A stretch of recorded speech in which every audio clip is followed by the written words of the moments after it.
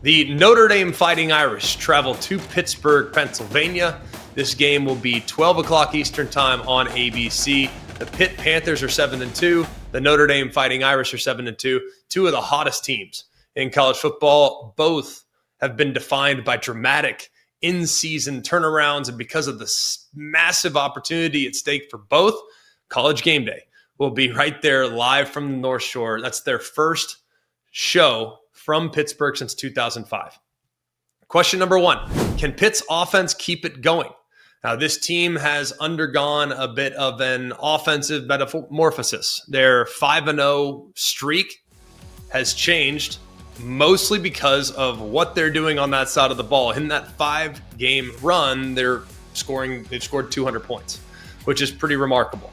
And it all centers around the coaching staff's decision to bench the incumbent starter Eli Holstein and hand the offense to a true freshman quarterback, Mason Heinschel. And he has been named already a semifinalist for the Sean Alexander Award as the top freshman in the country. I don't know how many people have seen Heinschel play. He has been so good this season for a guy that's young and has really been the engine for the offense. It's now one of the best in the country when it comes to passing the football.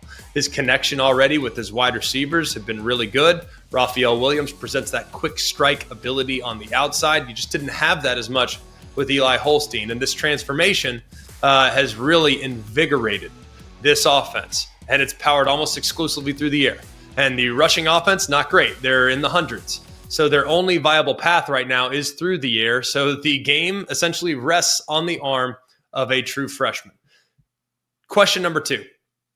Can Notre Dame's pass rush disrupt this Pitt passing attack? Because Pitt's offensive line has not been great when it comes to giving up sacks. And this is not new. This has been something that's been a little bit problematic for a while now. If you look even to last year, they gave up 43 sacks. They've allowed 26 this season. And the low point came against Syracuse, who is fine, but not elite by any stretch in getting after the opposing quarterback. They gave up 7 sacks in that performance. And that's one thing Notre Dame has done a great job with, is that as the season's gone along, their pass rush has steadily improved. Because on paper, if you look at Notre Dame's pass defense, it's kind of vulnerable on paper.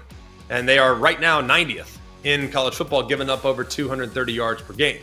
And if you look at how things went prior to the game against the run-heavy, one-dimensional Navy midshipmen, things didn't look even good prior to that game. Worse even prior to that game. And then Navy, of course, couldn't accomplish much through the air. So now the numbers look a little bit better. But is the secondary a problem? We'll see. I think they're improved from where they were at the beginning of the season, but it might not matter because that pass rush might be so aggressive and could overwhelm Pitt's offensive line. Question 3, can Jeremiah Love and Jadarian Price run the rock against a stout run defense? Now, this game will mostly be decided between the rushing attack of Notre Dame and Pitt's defensive front. This is true strength-on-strength collision.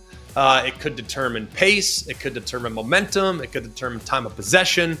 And the Irish offense, which is very balanced, they're a top 25 rushing attack, just under 200 yards a game. And we all know just how talented their backs are. I mean, Jeremiah Love is starting to charge as a legitimate Heisman Trophy contender. He's nearing 1,000 yards, 13 touchdowns. He's electric and explosive. And you've seen so many times over the course of the last 2 seasons, him just take over the game. I mean, he has an ability to just break the game open with one run, just like he did last week on the ridiculous 48-yard touchdown run where he's looked like he was down, regained his balance, and then boom, races towards the end zone. Now he's going against a great defense led by Pat Narduzzi. He's not the defensive coordinator, but the head coach. And if you look back at Narduzzi's tenure as a defensive coordinator at Michigan State and his time as a head coach at Pitt, they're all about stopping the run. And they have been very successful with that this year. They are the 3rd best rush defense in the country. They allow just over 80 yards per game. More impressively, they're number 1 in yards per carry. This is a group that's built on disruption, and they are really good playing behind the opposing offensive line. They make a lot of plays in the opponent's backfield. So getting the Irish behind the sticks and tackling Price and Love in the backfield will be a challenge, but it's one that Pitt might very well be up for. Question 4, can Pitt's defense anchor down in the red zone? Now, their red zone defense has left a lot to be desired. They're ranked in the hundreds, especially when it comes to goal-to-go defense. They allow touchdowns on 92% of goal-to-goal drives. That is 129th. So when it gets down there and the yards are tough, that run defense has to hold up, and it hasn't done such a great job of that up to this point of the season. Question 5, what is Pitt's injury situation looking like? And this might be one of the biggest keys of the game because they're coming off a bye week, and the number one point of emphasis, if you listen to the coaches and you read some of the clips, the biggest key in the bye week was not to focus on one specific aspect of their team. It was simply to get healthy. Starts with their running back, Desmond Reed, who's arguably their best offensive weapon.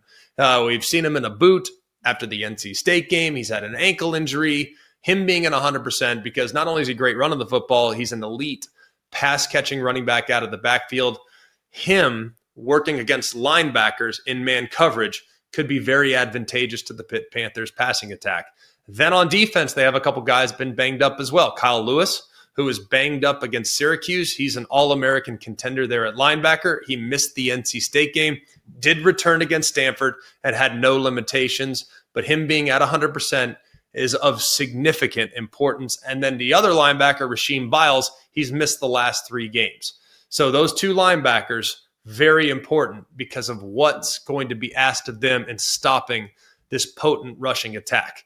I also think, too, if they can somehow slow down the rushing attack, it's going to force the game into C.J. Carr's hands. He's been improved on the downfield passing attack, and that might be where you have to get it against Pitt. If those safeties get nosy, if those safeties come up and try to stop the run, he's going to have to make them pay with some vertical shots off play action. I'm going to take Notre Dame, but I will take the points in this game. I think the Irish are legit, but this will probably be the best team they've seen in a while on the defensive side of the football. I think Pitt can and will be very sound against the run. I think their pressure packages could cause some problems for a young quarterback. I think Notre Dame wins, but I expect it to be close there in Pittsburgh.